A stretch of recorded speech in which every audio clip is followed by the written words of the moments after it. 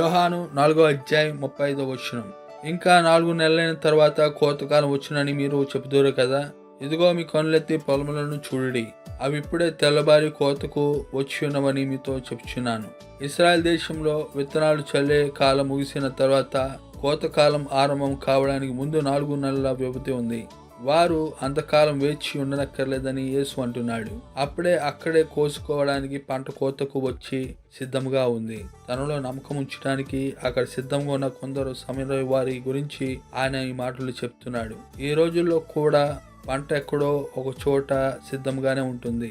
యేసు ప్రభువుని స్వీకరించడానికి దేవుడు సిద్ధపరిచిన మనుషులు ఎప్పుడూ ఉంటారు.